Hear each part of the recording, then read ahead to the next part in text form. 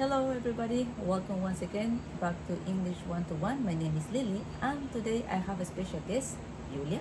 Hello everyone. Well, Yulia, as you may all know, is my colleague, my friend. She's also an English teacher and as well as a language lover. So today we're going to be sharing with you part of her journey on learning languages as well. Okay, so Yulia, I guess the first question that I should ask you is which was the first language that you learned after your native Russian? Well, English, of course. I think it's the most common language for everyone who is not native English speaker. In Russia, we learn English after 5th grade. And then at university, but luckily maybe I had A2 after school and university. Well, that's a lot compared to Peru. When in Peru, if you go, like if you have English lessons at school, sure you're not gonna have even an A1 or pre-A1. Likely you may know the alphabet if you do know it, but well, if you have an A2 after you finish school, I think it's already a level where you can actually communicate. Okay, but that is regarding English, right? You finish school and you had an A2 level. So what did you do after to continue learning the language? I've always loved languages, and I remember when I was a kid, my favorite TV series was Muñeca Brava, which is in Spanish. And at university, I could choose a career to learn Spanish, and actually, I wanted to choose Spanish too. But there was a professor. She's explained, it's better you start with French. You learn French at university, and then you learn Spanish, because after French, it's easy to learn Spanish. And I'm okay, interesting promotion. So I accepted. My career was French. So that's what motivated you to learn the second language after English? Was like a professor telling you like it's gonna be easier for you to learn Spanish after that? Or what really motivated you to learn French, which is another language? Oh, I just decided that I wanna learn, that I wanted my career to be linguistic. Okay. And I was thinking maybe Spanish or English, yeah, as I mentioned. But in the end it was French, which I also liked. And what was well, I know that you speak now English, you speak Spanish, you live now in Peru. How was your journey through this new language, which was actually Spanish? Was it actually easy for you to learn Spanish after French? Or was it true what the professor said? Totally, it was totally true. When I was still at university, I did the course, just 3 months of Spanish, and was just basic knowledge. Still now I remember first phrases. Pedro no fuma. Okay. Very useful phrase. I don't know why. Yes, but it was basic knowledge as I said. And after that I went to work on ships. I met Lily, and Lily taught me some other words like. She always says not nice words, so we are not going to repeat them here, but one of them was tonta. Not because she was tonta, I just don't remember why even I told you that word, but it was not exactly it's very natural. It's not a bad it's word, normal. Really. Everybody teach each other first like some slang or some bad words. True. It's in our nature. I think ships is actually a good place for people who are like into languages to get to know what language you might like other than your native, and English of course, because we all have to speak English while working on the ships. Because you have people from all over the world, you get to hear other people as well, languages. So you're like, I'm like curious about this one. And like she said, I think some of the first phrases that you learn in another language are slangs, especially when it comes from native speakers, because native speakers want you to sound funny. Like, come on, let's be honest, we all do that, right? So I think this is the reason why also one of the first words, which was not a bad one, it was tonta. But well, that was regarding Spanish. Did you actually study Spanish, or like did you just learn these 3 months in Russia? What came after? Then I came to Peru for 6 months, and I studied Spanish in ICNA for 6 months, which which gave me another basic knowledge, I would say.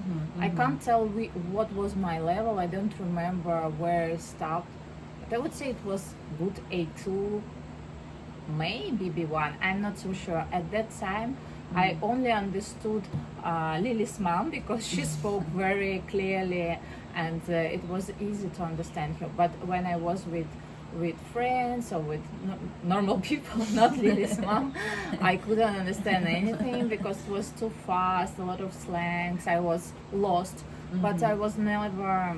No, I was never frustrated or nervous about it. I was never worried about it. And I guess that's one of the things that as a language learner we should remember, right? Like you said, you didn't stress yourself because you didn't understand everyone around you, you know? You just kind of, yes, true, got lost in the conversation, but because of course native speakers tend to speak faster when they're speaking in between each other, Yes. and you don't think much about the other person. And even maybe. sometimes people would laugh if I say something wrong. And I understand them, it's natural. I would also probably laugh. And I never got offended or upset. And I just got a little bit angry, like, because I was thinking why they're not considerate, no? They should care about me that I don't speak very well, but they laugh. But no, to be honest, I wasn't offended, upset, or worried. It was just a natural process. All right, and reflecting on this point also, you mentioned that when you finish like university, also your English level was more or less A2, all right? Like school, you finished with an A2, and university more or less the same level because sadly because you were focused mostly in French, not really in English, and then with that level of English, you were already able to work in on the ships where you needed to speak English, right? Like what I'm trying to say is like the language doesn't need to be perfect. Like you don't need to be an advanced level, because if we know about the levels in English, A2 is just a good basic level. Like you finish the basic level.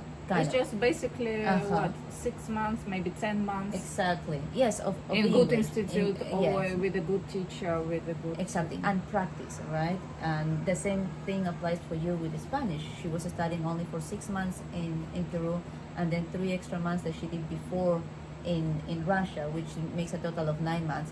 But those 9 months were already enough for her to communicate, at least with my mom, right? Not with everyone, but once again we go back to the same point that you don't need to be an advanced level. You can already communicate, and then little by little, of course, practicing. And like Yulia said, like if you are not afraid of making these mistakes, people will laugh. Who cares? You just continue. And like one friend told us once, Marina, she said like she was even happy that she could make other people laugh because she was making mistakes, and she was so happy that everybody were laughing because they were laughing, of course, about what she said, but she was happy, right? Why not? Why not to look at the bright side, not just to focus like, oh, they're making fun of me. Well, you're making them happy at the same people time. not in Peru are not mean, and Right. anywhere in the world people are not mean. So it's just our fears that make us scared. People are generally kind, and they're happy to talk to a foreigner. And Right.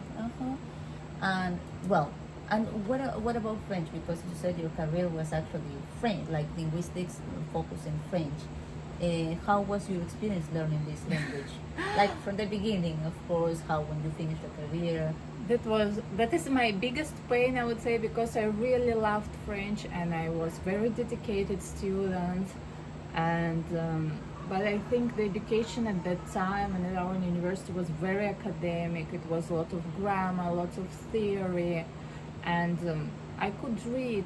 My grammar was great, but my biggest struggle was listening, because French people, they speak very fast, and at that time we didn't have an access to so many tools like now, like Tech tools like YouTube, everything, yes, of no? course. And that's why we didn't have chance to practice. No, it was mostly theory. And yeah, I don't know what was my level, maybe B1 after 5 years of studying hard. But I remember you also mentioned that you got the opportunity to travel to France, right? How did you feel like could you like communicate with people when you were there after studying the language back in your country? Like how was it? How was your level? How did you feel there? No, of course I could communicate. Even with A2, with very basic knowledge, you can communicate. But I didn't feel very confident. I felt a little bit frustrated because, like, if we compare it with my Spanish experience, it wasn't my career, you know. But at that time, I was feeling I dedicated so much time and effort, and my parents paid money for this university. I think I was feeling a little bit guilty and frustrated because of that. Mm-hmm. Um, But well, 5 years of French, it happens to a lot of people with English as well. 3, 4, 5, 10 years, and they can barely communicate. But which was not your case. You actually could communicate, maybe not at a like super good level, but still was good enough. So we have already mentioned, of course, English and right, Spanish, French. But I also know that you speak a little bit of Chinese. Like I know that was also very useful when you were living there. So how was this? Like, did you actually learn the language? Did you just pick it up from the environment, or how was this process? well, when I was in China, and at the beginning, I thought, no way, I gonna even try to learn this language. It's crazy. No way. I'm not gonna torture myself. They've created this crazy language. They're gonna speak it. I'm not gonna kill myself. That were my thoughts first few months. Then I got a little bit curious. After a while, I started having classes with a teacher. I was I love languages, so with the teacher, of course, everything is easy. It doesn't look like already. I don't know how I'm gonna explain how it looked for me, like just random sounds, random. Yes. That's true. I agree with Yes. you. With the teacher already, like all those random sounds, you put them like in Yeah. harmony, and you're like finally, wow, I know what that word means because you Yeah. just heard it during the lesson. or Yeah, something. it's not So, just a total mystery Exactly. anymore. Uh-huh. You hear something. Oh, I know this word. This word. You understand that.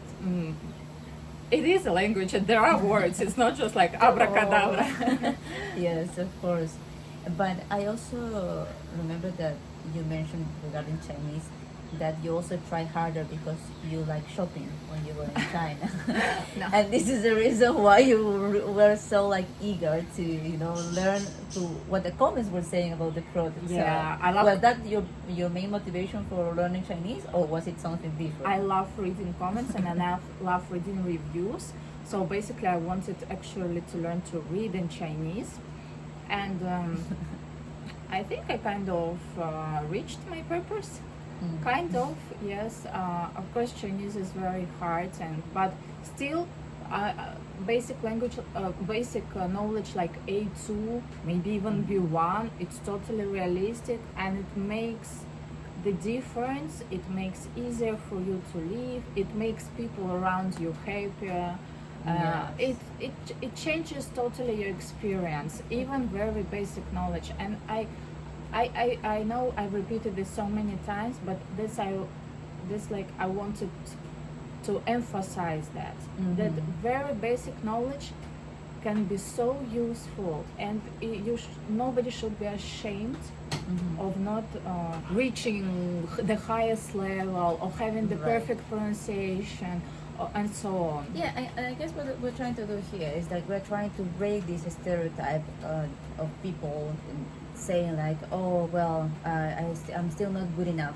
Well, if you are thinking about perfection, then you're never going to be good enough. We are not even perfect in our native language. Come on. Her native language is Russian, my native language is Spanish, and I don't think my Spanish is like the brightest Spanish that a person can have. I forget a lot of words. Yulia asked me for translation a lot of times, and I told her, I don't know. What is the name of this bird? I don't know. What is the name of this plant? I don't know. You see, and it's Spanish. It's Yeah. my native language. The so only difference that in your native language you don't feel ashamed, Yeah.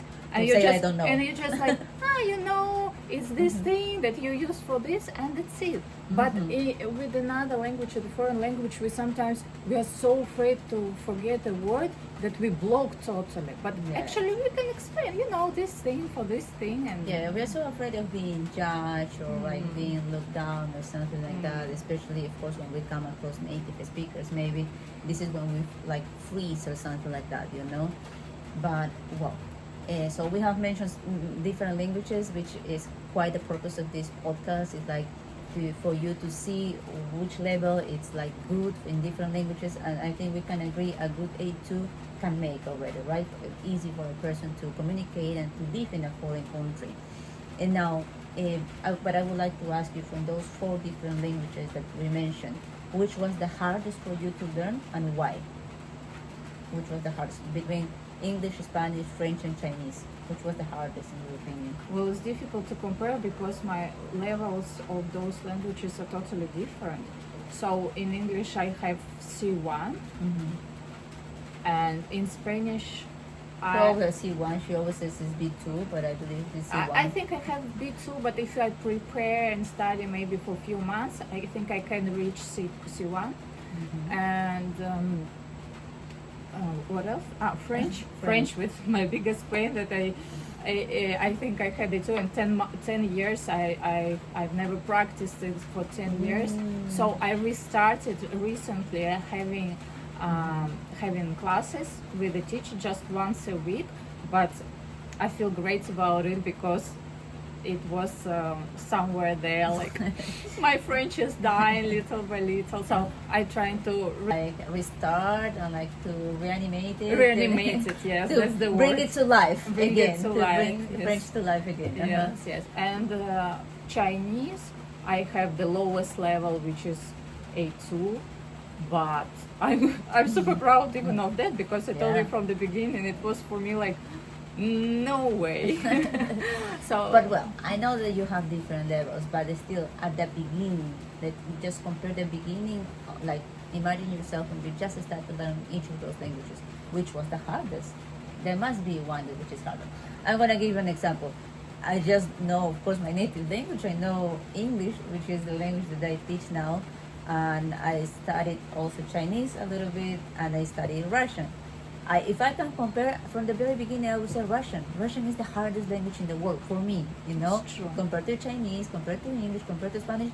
Don't even try to learn Russian, okay? But I can tell, my level of Russian it's not even A1 or A2 probably. It A2, is. it's a good, maybe it's an A2, around an A2. But you see, I'm sure that's the hardest. So you also should have one language that you consider that is harder than the well, other. Chinese because it's totally different from our languages. It's totally other system. No, it's then Yes. Chinese, and the easiest one is Spanish. I love Spanish. A lot of people, a lot of Russian people, they love Spanish. The pronunciation is easy. It's logical. It's beautiful. So, yeah. And well, going back to languages and between comparing them, from those languages, like when you start learning them, where do you focus more? Like, did you focus more like in grammar, vocabulary, or like listening, or just like anything? Like, do you have any extra tip? Like, what should you focus more when you just start, or you don't really have like a method? Like, where do you focus more I when don't. you just start? I don't really have the tip because I've always started learning languages with the teacher, and teacher teaches you everything. Right. And that's how it should be. Of course, there are some smart people. They learn languages by themselves. I'm not one of those. Even though I consider myself kind of bad at discipline. No, I'm responsible. Yeah. I can push myself, but push myself to do homework, not to do Only during the pandemic, I was pushing myself to learn Chinese, and I managed to do it for maybe 6 months. Yes, without the I think teacher. pandemic was a good time Yeah. to learn languages. I actually did the same during the pandemic. I was also trying to learn Chinese on my own, and yeah, because we have nothing to do at home, so this is Yes, the and reason why. also pandemic was the time when I had nothing to do, and I watched a lot of TV series in Netflix everywhere, and that's when I improved a lot my listening for English and for Spanish, because I was watching in English and Spanish, and I've also heard a tip that you should actually switch off subtitles if you want to improve listening. And I did that, and at first I didn't feel very comfortable. It was a little bit weird that I don't understand this word or this word, and I don't catch that or this. But after a while, I was totally fine. And actually, when I was preparing to IELTS, for IELTS, my highest score was for listening. I didn't have any problem. I had the highest score. I didn't even need to practice already for IELTS. Yes. So well, about IELTS, I think that's gonna be very useful information for whoever is preparing for any international exam. Like really listening, like to podcasts, to movies, TV series, whatever you like in English, you have no idea how it's gonna boost your skill. I have one student on my B2 course, and really like her grammar, use of English, like was like a B2, like a low B2, but C1 outweigh any audio for her, and she was like automatically C1. Like not all the time all your skills are the same, of course. And in her case, it was C1. I asked her because she already came with that level, to the course. So I asked her like, how did she do? Because most of people struggle with this, but especially Spanish speakers. She's Mexican, so I would say Spanish speakers in general. And she told me because she told me I love watching TV series and movies in English. And I remember then Yulia that she also mentioned that was something that really helped her. So believe it or not, even when you're like driving your car, you're like taking a shower or whatever free time that you have, and you listen to that, you expose yourself to that language, it's definitely going to be worth it. It's going to be useful.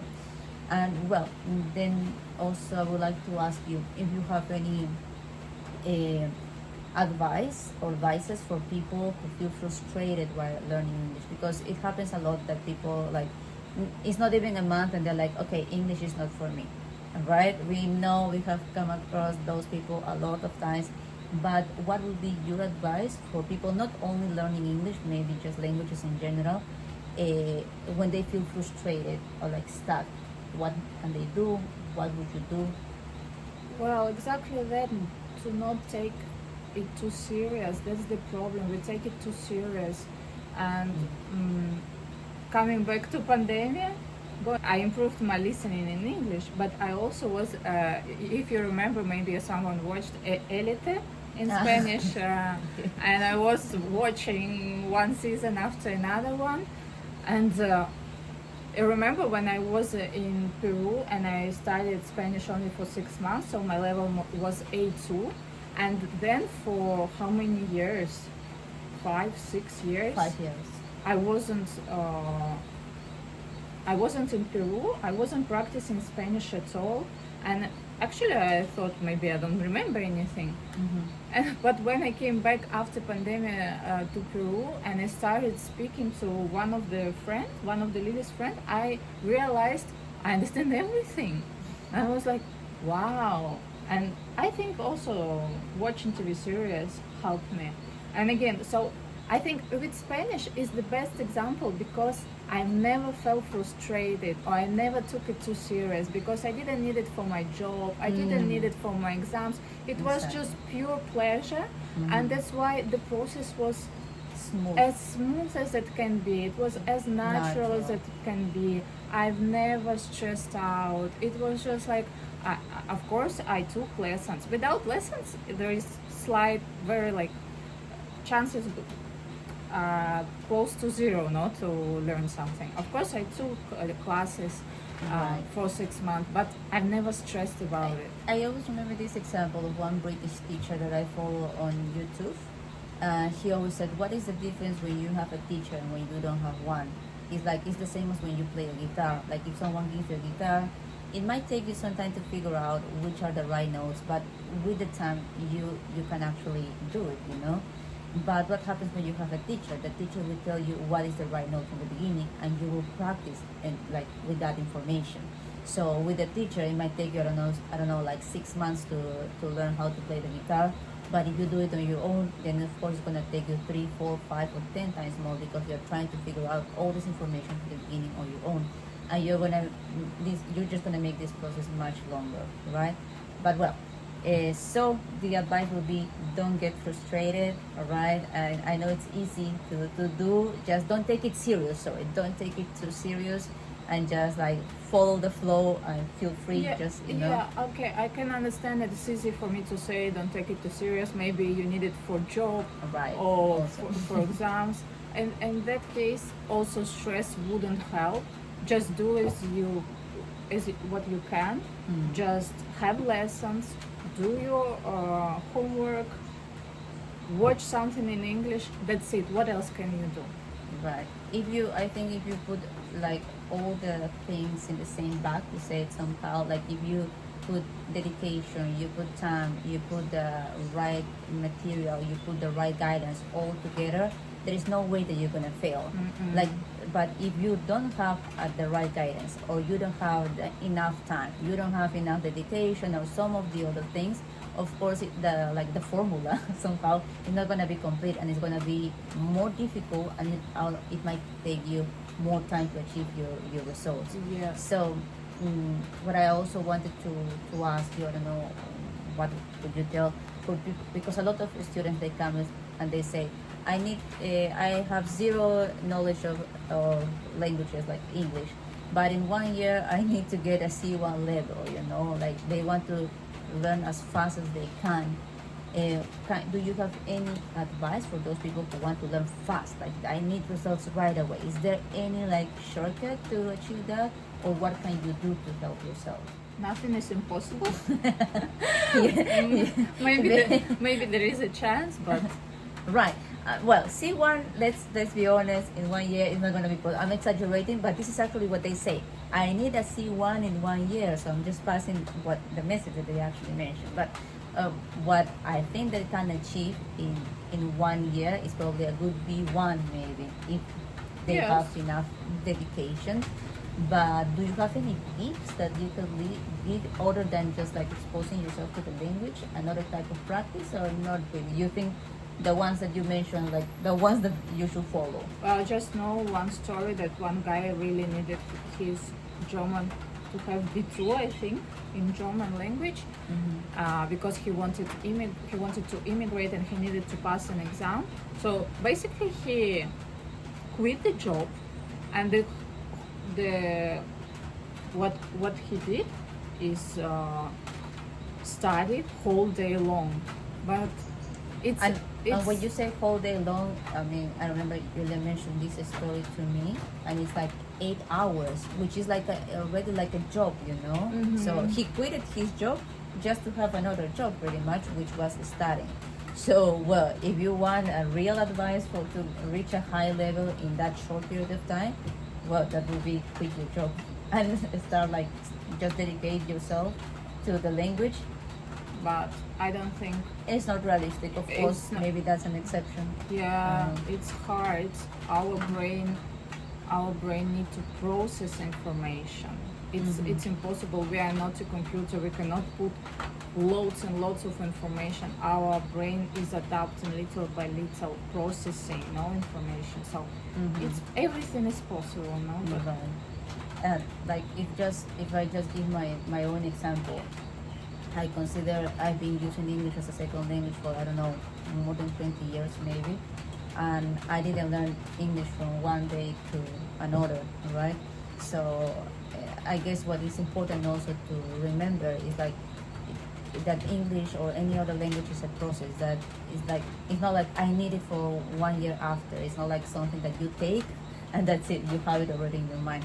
It's a process, and probably when you start learning a language, you know that you will just learn it your whole life, right? Like, Yes. it's like that. And also, if you're focused only on result, it's very high chance that you will give up because you won't see any result right away. And it's very frustrating. So you will say, I know, I'm so bad at languages, I'm so bad at English, that's it, ciao.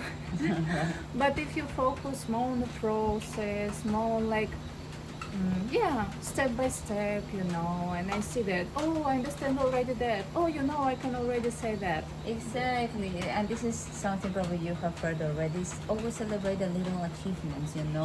I remember when I was studying Chinese, and then suddenly I would come to my place of work, and I would hear the word like corn in Chinese or something, and I was like, wow! It was like a revelation in my mind. Like I couldn't believe that I was listening to that word every day, but it didn't make any sense. And finally, one day I came after one lesson that I had, and I could recognize this word. I was very happy for myself. Of course, I didn't achieve the HSK 6 or anything like that, but I was truly happy for myself that I could at least get a word.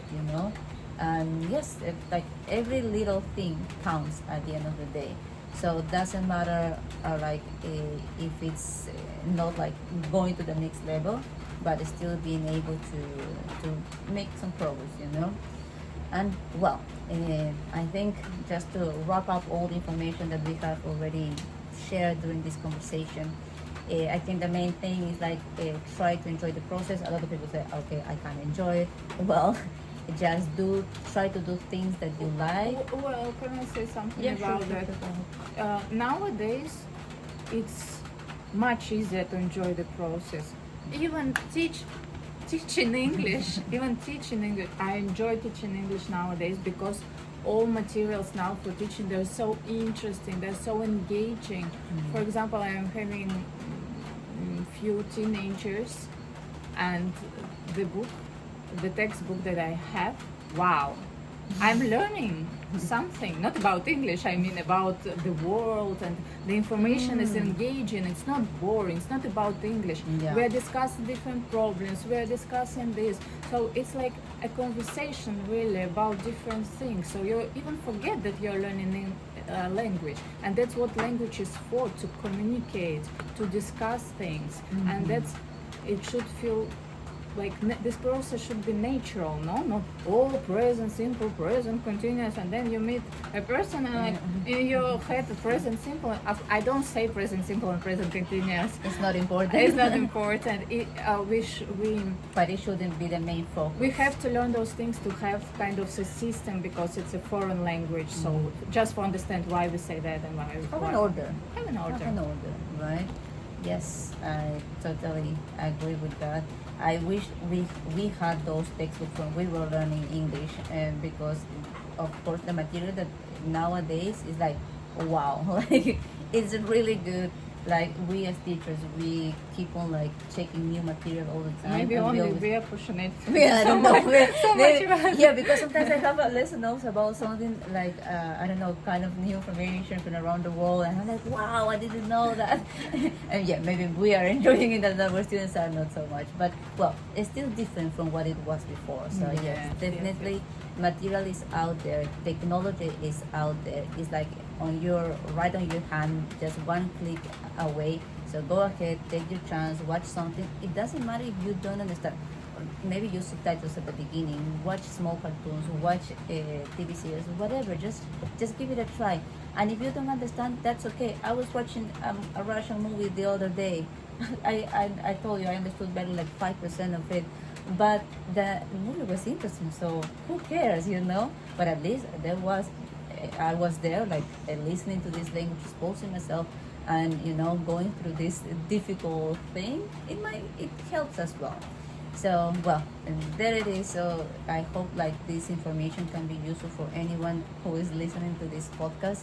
I don't know if you would like to add anything else on top of that. I wanted to add something. You wanted, but you forgot. I think I forgot. Oh well, pronunciation is a very also sensitive topic Yeah. for a lot of people. Yeah. And pronunciation. As you can hear, I don't have a perfect American accent or Neither do British I. accent. Neither do I. And of course, you can work on it. But no, really, like we have also talked about it before, accent is not really, not even international exams score accents because it's not really important. Like, as you can see, none of us is a native speaker, but what we are doing, we are communicating with each other. Is our accent limiting our communication? It's not, because accent is not the most important thing. I mean, if you have the time and you want to make this great effort to achieve, like, I don't know, an American or British pronunciation, then of course go ahead, nobody's going to stop you, but it shouldn't be your goal. Yes. That's my recommendation. Yes, but also some people, they confuse accent with mispronunciation. For example, if we pronounce unfortunately, it's not an accent, it's mispronunciation. You Exactly. mispronounce things. Because you use different sounds instead of sounds that there should be. But Exactly. accent, it's when you use the right sounds, but of course you cannot imitate it Yes, 100%. and there is an episode where I talk about accents. Actually, if you want to go ahead and watch it, like to, to explain a little bit more about what the accents are, like how do they really influence your process of learning. We're not gonna go into deep details in that part. You can go and watch it. I think it's very interesting. A lot of people found it interesting, I think. And well, so guys, once again, okay, there are going to be periods when you're going to be feel frustrated, and this is part of the language learning. Do not stop just because you feel frustrated or you feel down for a while. Like languages goes ups and downs. So once again, celebrate those little achievements. Keep on going. If you have a goal, focus on that, but always try to expose yourself to the language the most you can. You are like, okay, but I need to speak to native speakers. No, that's not true. You go play a YouTube video, a TED Talk, a movie, whatever. You're already exposing yourself. You want to speak to someone, there are speaking clubs where you can join, and you can put your language into practice as well. You saying something? Yeah, actually, about native speakers, it's also a good point. Like a lot of people think that if I go to this country, if I am exposed to native speakers, I'm gonna learn. Or if I have a native teacher, I'm gonna learn. Look, I could live in China for 20 years, and if I hadn't learned, hadn't had classes with the teacher, I would never say a word in Chinese. Just being exposed to Yes. native speakers, It's that not enough. is not enough. And Yeah. really know so many I examples. know, also. like I've been to the US couple of times because of work, and I met a lot of Latin people, and they just stay most of the time, of course, within the same community.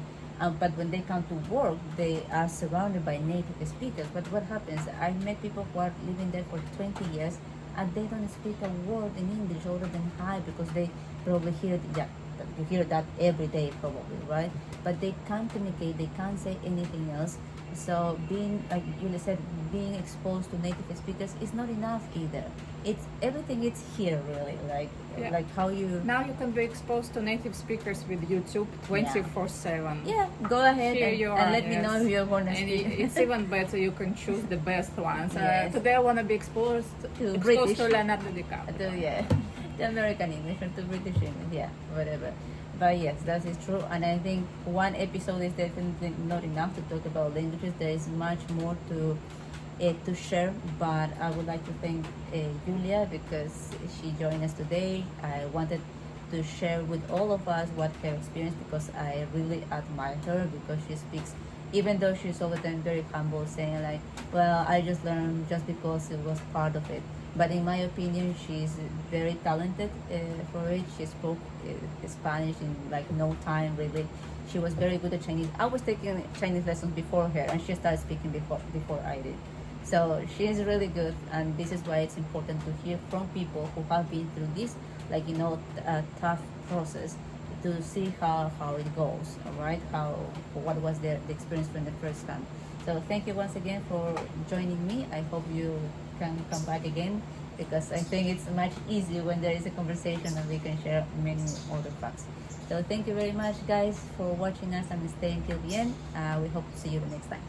Bye Thank bye. you. Bye See bye. ya.